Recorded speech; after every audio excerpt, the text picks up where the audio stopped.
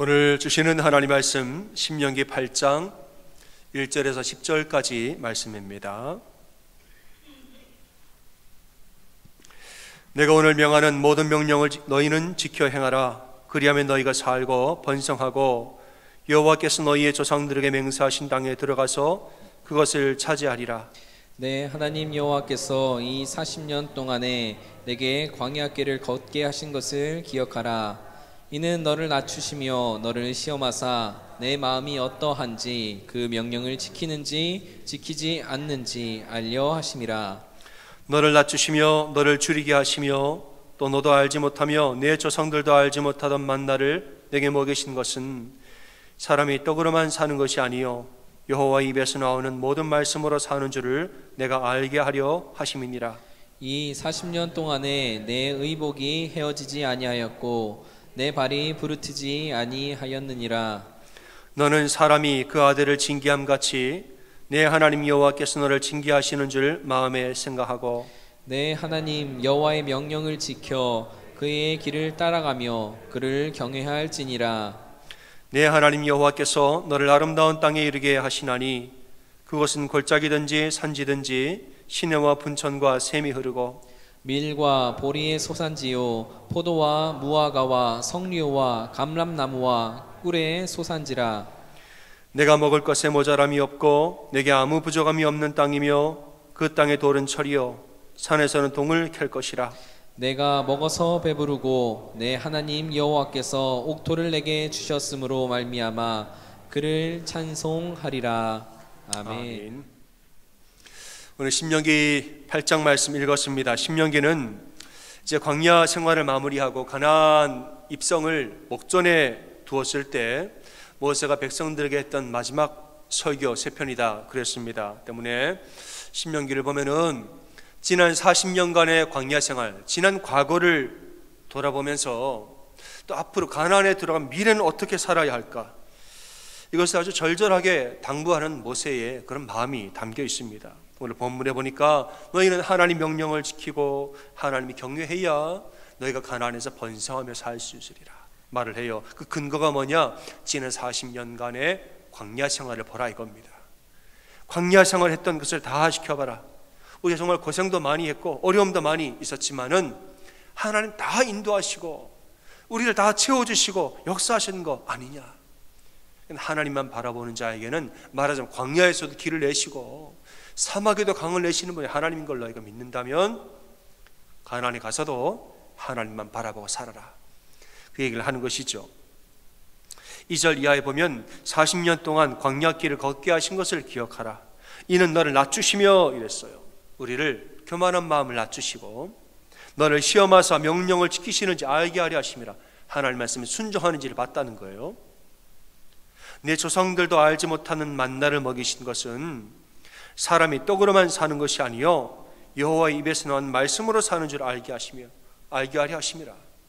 광야에 나가서 우리 뭘 먹고 사나 했는데 만나라는 걸 주셔가지고 만나가 뭔지도 조상들도 모르고 아무도 처음 보는 건데 이거는 40년 동안 먹겠네, 잘 먹었단 말이에요. 이걸 보시면서 그래, 사람이 먹고 사는 거 물질로 사는 게 아니구나, 하나님 말씀에 순종할 때에 하나님 먹이시고 입히신 거를 다 하시는 거구나, 이건 알게 하셨다는 거예요. 40년 동안에 내 의복에 헤어지지 않고 내 발이 부르트지 아니하였느니라. 하나님이 입히시고 신기시고 다 하셨다는 거죠. 처음에 광야로 들어갈 때는 도대체 이 광야에서 우리가 뭘 먹고 살아야 하나 막막했다는 겁니다. 광야에 가서는 뭘 입고 먹을 것, 마실 것, 입을 것 하나도 없는 광야에서 우리 어떻게 사나 막막했다는 거예요. 하지만은 그때마다 그 시기마다 하나님만 바라보고 지나가고 나중에 세월이 다 흐른 다음에 뒤를 돌아봤더니 그 당시에는 막막했을지라도 다 지나고 나니까 하나님 안 채워주는 게 하나도 없더라는 거예요. 하나님 다 먹이시고 입히시고 돌보시고 다 인도하셨다는 거. 더 나아가 생각해 보니까 먹이셨을 뿐만 아니라 광야를 통해 우리를 훈련시키사 우리가 더 강하고 담대한 자가 되었다는 것이에요. 고난 당할 그 당시에는 몰랐는데 지나고 나니까 하나님의 계획과 인도하심이 다 있었다는 거 알게 됐다는 겁니다. 여러분, 하나님이 주시는 고난에는 다 뜻이 있음을 믿으시기를 바랍니다. 하나님이 주시는 고난은 다 뜻이 있고 이유가 있고 목적이 있어요. 그저 우리를 단순히 괴롭히려고 주시는 그런 고난은 없습니다. 너 한번 당해봐라. 우리를 괴롭게 할 목적 자체로 그냥 주시는 고난이라는 것은 그런 건 없는 거예요. 백성들은 광야를 통해서 하나님만 바라보는 훈련을 했습니다. 그전에는 뭐 이런 거 저런 거 자기 능력과 자기 힘을 의지했겠죠. 하지만 광야에 들어가서는 그런 지혜 다 쓸모없어요. 하나님 바라보는 신앙만 필요한 거예요. 하나님만 바라보는 훈련을 시키셨다는 거예요. 처음에 출애굽했을 때, 처음에 애굽에서 나와 광야로 들어갔을 때는 그냥 곧바로 가나안으로 들어가는 줄 알았습니다. 우리 애굽에 나왔으니까 곧바로 그냥 가나안 땅으로 들어가겠지, 직진을 할 줄 알았더니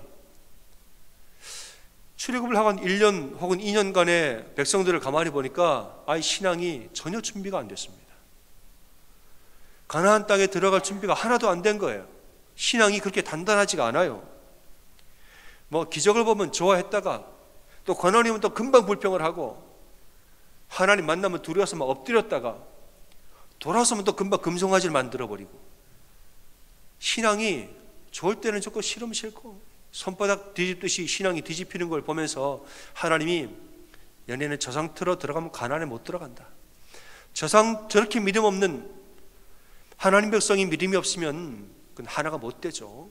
저 상태로 갔다가는 백전백패다 이거예요. 백전백패다.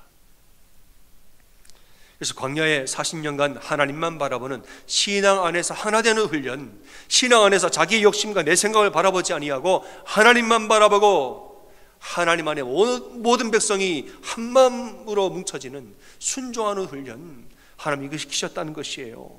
그들의 교만을 꺾으시고 순종을 훈련시키셨다. 사람이 떡으로 살 것이 아니요 하나님 말씀으로 사는 것, 말씀에 순종하는 자에겐 하나님 다 먹이시고 입히신다는 것, 이거 가르치고 훈련시키셨다는 거죠. 이런 믿음이 있어야 요단강을 건너가자마자 여리고를 무너뜨릴 수 있는 거예요. 여리고성이 여러분 하나님이 가라 그러면 가고 서라 그러면 서야 되는 거 아니에요. 그래 여리고성 무너진 거 아닙니까? 하나님 가라 그러는데 서고 서라 그러는데 가고, 그럼 전쟁을 못해요. 하나님 가라 그러면 가고 서라 그러면 서고, 딱딱딱 순종되어지고 하나 되어지고 한 몸으로 움직여지는 이거 될 때까지 하나님 계속 훈련을 또 시키고 또 시켰다는 거예요. 그러니까 가나안 땅에 들어가서 승리할 수 있었다는 것입니다. 이런 믿음이 있어야 안악자손을 이기고 철병거를 이길 수 있는 거예요. 여러분, 하나님 우리에게 고난을 주신다면 그 고난에는 다 뜻이 있습니다. 이유와 목적이 다 있어요. 저는 지난 주일날에 이누가 선교사님 말씀을 전하실 때 저는 시편 23편 말씀에 은혜를 제가 받았습니다. 그랬다잖아요. 누가 시편 23편 액자를, 성구가 적힌 액자를 선물했는데 참 좋다고, 여호와는 나의 목자시니 부족함이 없고, 좋잖아요. 근데 뭔가 이상해요. 자꾸 읽다 보니까 뭐가 없어요. 사절이 없었다는 거 아니에요. 내가 사망의 음침한 골짜기로 다닐지라도 해를 두려워하지 않을 것은 주께서 나와 함께 하십니다. 이게 엎드려요. 뭐 맞느냐? 제 지팡이와 막대기로는 아니하시나이다. 그것만 있더라는 거예요. 이게 사람의 심리라는 겁니다. 선물하는 액자에는 듣기 싫은 구절은 빼버렸다는 거예요. 여호와가 나의 목자이면 좋겠고, 부족함이 없기를만을 바라고, 푸른 초장과 실만한 물가로만 인도해 줬으면 좋겠고, 사람 마음이 그래요. 그런데 영어 성경을 보니까 23편의 전반부에서는 하나님을 He 혹은 힘이라고 불러요. 근데 사망의 골짜기를 지나가면서 하나님을 You라고 불렀다는 거 아니에요. 그러니까 모든 것이 풍요로울 때는 하나님이 그 하나님이에요. 하지만 광야를 지나고 사망의 골짜기를 지나면서 그가 나를 붙드시고 아니하시나이다. 고난과 어려움 가운데 하나님 나 도와주세요 하고 기도하는데 하나님 도와주시고 격려하고 힘을 주시고, 이 시간을 지나니까 하나님을 내 하나님이라고 불렀다는 거예요. 고난을 지나가면서 이 사람이 진짜 믿음을 갖게 된 겁니다. 조정민 목사님 설교에 어느 장로님 이야기가 나옵니다. 어느 공장을 운영하는 장로님이 계셨는데 어느 날 공장에 불이 났습니다. 공장을 운영하는 분인데 어느 날 저녁에 공장에 불이 났다고 전화가 왔어요. 불이 났게 달려갔더니 공장에 타고 있는 거예요. 타고 있는 공장을 보고 아연실색하고 낙담을 해가지고 자리를 뜰 수가 없어가지고 밤새도록 계속 타고 무너지는 공장을 밤새도록 지켜봤대요. 밤새도록 어이가 없어가지고. 그리고 새벽 5시가 돼가지고 교회를 왔더라는 거예요. 교회를. 새벽 예배를 드리는데 새벽 예배 첫 찬양이 뭐냐? 첫 찬양이 실수가 없으신 하나님. 밤새도록 공장이 불타는 걸 지켜보다가 낙담하고 넋이 나간 마음으로 왔는데 새벽 예배 첫 찬양이 실수가 없으신 하나님, 나의 반석이신 하나님, 행하신 모든 것 완전하시니 나의 생명 되신 하나님, 내게 행하신 일 찬양합니다. 신실하신 하나님, 실수가 없으신 좋으신 나의 주. 이걸 찬양을 해야 되는데 입에서 나와요, 안 나와요? 입에서 안 나오는 거예요. 안 나오는 거예요. 밤새도록 불타는 화재 현장에서 하나님 왜 그러셨습니까? 내가 뭘 잘못했습니까? 나한테 왜 이런 일이 일어나게 하셨습니까? 막 분노가 나가지고 따지러 교회에 기도하러 왔는데 첫 찬양이 하나님 행하신 거 완전하시라고. 도저히 부를 수 없는 찬양을 한 거예요. 그런데 이분이 장로님이니까 믿음이 있으셔가지고 그래도 불렀다는 거예요. 하나님 실수가 없으신. 하는데 갑자기 막 눈물이 막 나오면서 통곡을 하면서 이 찬양을 불렀다는 거예요. 어떤 마음으로 불렀느냐? 하나님, 나는 도대체 이 일이 왜 나에게 일어나는지 난 모르겠습니다. 모르겠지만 그래도 나는 하나님을 끝까지 믿겠습니다. 하나님이 나한테 이런 일을 행하셨는지 나는 도무지 내 지혜로는 알 수가 없지만 그래도 나는 하나님 완전하시고 온전하시고 선한 분이라는 사실을 나는 그래도 믿겠나이다 선포하는 마음으로 찬양을 한 거예요. 감사하게도 그 뒤에 3년 뒤에 전보다 2배나 더 큰 공장을 짓게 되셨다는 거예요. 아멘. 그 믿음이 그를 살린 것입니다. 고난 가운데도 하나님 신실하심이 나는 믿겠나이다 선포하고 하나님 붙든 그 믿음이 그를 살린 거예요. 사도 바울은 아테네에서 사역하면서 사람들의 놀림을 받았습니다. 아테네예요. 아테네는 철학의 중심지이죠. 모든 철학이 거기서 나오고 말 잘하는 사람, 똑똑한 사람 아테네에 다 있습니다. 사역을 하면서 예수님의 부활에 대해서 선포했습니다. 죽은 자가 살아나고 선포를 하는데 사람들이 조롱을 했다고 그랬어요. 저 뭔 말이야? 저 뭐 새로운 철학인가? 다시 한번 얘기해봐. 조롱을 했다는 거예요, 사람들이. 그 다음에 고린도로 가서 복음을 전하는데 말씀해 보니까 유대인들의 방해를 받았다고 그랬어요. 언어적인 원어의 의미를 보면은 조직적인 방해를 거세게 받았다 이랬어요. 고린도에 갔더니 회당에서 말씀을 전하는 유대인들이 얼마나 바울을 방해를 하는지 조직적이고 거칠게 저항을 하였다. 얼마나 방해가 심했는지 바울이 일어나서 옷을 털면서 너희 피가 너희 머리로 돌아갈지니라. 그러고는 딴 데로 옮겨가 버렸다는 것이. 그 다음에 이제 낙담을 해가지고 마음이 이게 뭔가 사역이 하나도 안 되네. 낙담을 해가지고 있는데 어느 날 밤에 하나님이 그를 찾아오사 환상 중에 말씀하셨다는 거죠. 너는 두려워 말며 침묵하지 말고 말하라. 설교하고 복음 전하라. 내가 너와 함께 있음에 어떤 사람도 너를 대적하여 해롭게 할 자가 없을 것이니 이는 이 성중에 내 백성이 많음이라 했다는 거예요. 바울은 나 혼자인 줄 알았는데 누가 내 말을 듣겠나 싶었는데 듣는 자가 있고 내 백성이 예비된 자가 많다는 거예요. 너는 낙담하지 말고 복음을 전하고 가던 길을 계속 가라고. 이 말씀이 힘을 얻어서 1년 6개월 동안 고린도에서 사역을 하는데 말씀이 흥황하여 교회가 세워졌습니다. 바울은 그 당시에 자신의 심경을 돌아보면서 이렇게 고백을 합니다. 내가 너희 가운데 거할 때에 약하고 두려워하고 심히 떨었노라. 자기는 그랬다는 거예요. 마음이. 내 말과 내 전도함이 설득력 있는 지혜의 말로 하지 아니하고 다만 성령의 나타나심과 능력으로만 하였다. 이렇게 말했어요. 아테네에서 조롱을 당하고 고린도에서 막 방해와 이런 것을 막 받으니까 마음이 약해지고 두려워지고 천하의 바울도 심약해졌다 이거예요.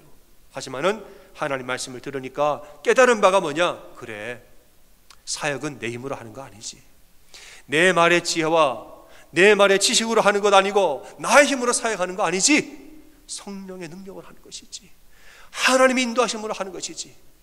이 말이 마음에 확 와닿으니까 그때부터는 다시 성령의 능력을 힘입어서만 복음을 전하고 사역함으로 1년 6개월 동안 교회를 세웠다는 것이에요.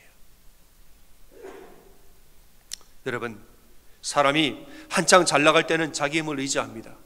내 힘을 의지하고 내 지식과 내 지혜를 의지하죠. 내가 다 아니까, 내가 뭐 경험이 많으니까 할 수 있다는 거예요. 자기를 의지합니다. 하지만 고난을 당하고 보면 손도 묶이고 발도 묶여요. 지혜도 소용없고 지식도 소용없어요. 제가 미국에 와가지고 처음 느낀 바가 뭐냐, 한국에서 가정도 꾸리고 한국에서 웬만한 건 다 경험을 하고 와서 미국에 왔잖아요. 왔는데 미국에 오니까 한 1년 동안 바보가 되더라고요. 아무것도 몰라요. 미국의 법도 모르고 뭐 하나 뭐 문제가 생긴 이 문제 해결할 줄은 몰라. 아무것도 모르니까 사람 바보가 되더라고요. 고난이 오면, 내가 경험하지 아니한 고난이 오면 손이 묶이고 발이 묶이고 입이 묶이고 생각이 묶이고 나의 지혜와 지식은 다 사라집니다. 그럴 땐 누구만 바라봐야 돼요? 오직 하나님 한 분만 바라봐야 되는 것이에요. 이 고난을 통하여서 그래, 나를 의지하는 게 아니구나, 하나님 의지해야 되는 거구나, 하나님 바라보는 훈련을 하나님 시키신다는 거예요.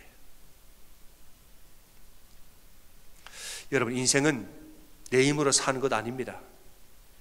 인생은 오직 하나님의 은혜로 사는 줄로 믿으시길 바랍니다. 은혜로 사는 거예요. 내 힘으로 하는 것 아니고 은혜로 하는 것이에요. 여러분, 내 힘과 내 지식이라는 것은 한순간에 다 날아갑니다.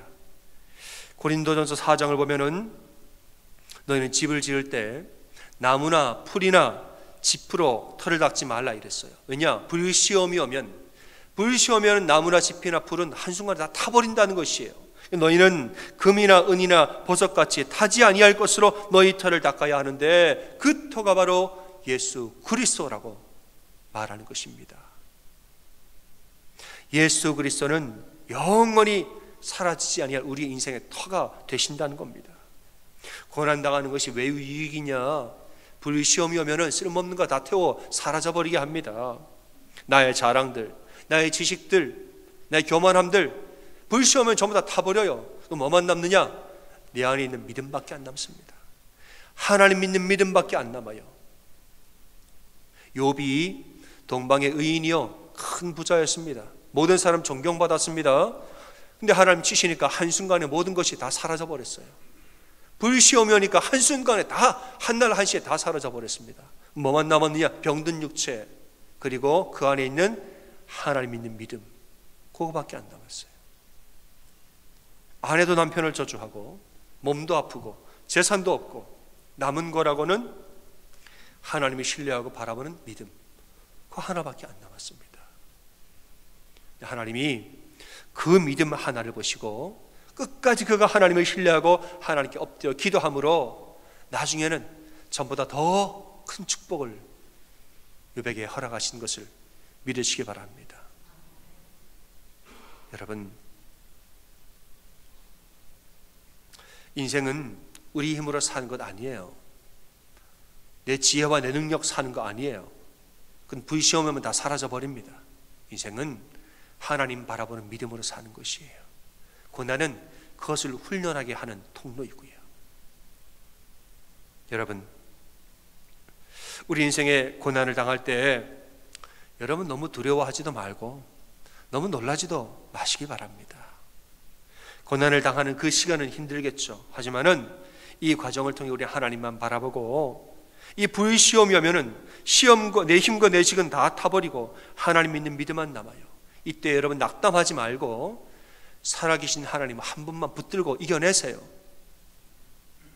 시간이 다 지나 돌아보면은 그게 바로 은혜였구나. 아무리 어려웠어도 하나님 다 지키셨구나. 이걸 깨달을 때가 온다는 것입니다. 저는 어제 토요 새벽 예배를 드리면서 우리 김준택 장로님이 이제 대표 기도를 하셨어요. 저는 그 기도를 드리면서 제가 은혜를 많이 받았어요. 장로님이 기도를 하시는데 이런 기도를 하시더라고요. 하나님, 우리 교회가 지난 팬데믹 기간을 은혜 가운데 잘 지나게 하심을 감사합니다. 이렇게 기도하시더라고요. 저는 그게 은혜였어. 저한테는 그게 하나님 음성이었습니다. 왜 음성인 줄 아세요? 팬데믹이 시작되자마자 진짜 초기 때 우리가 이제 보건위원회를 구성해서 열심히 회의했잖아요.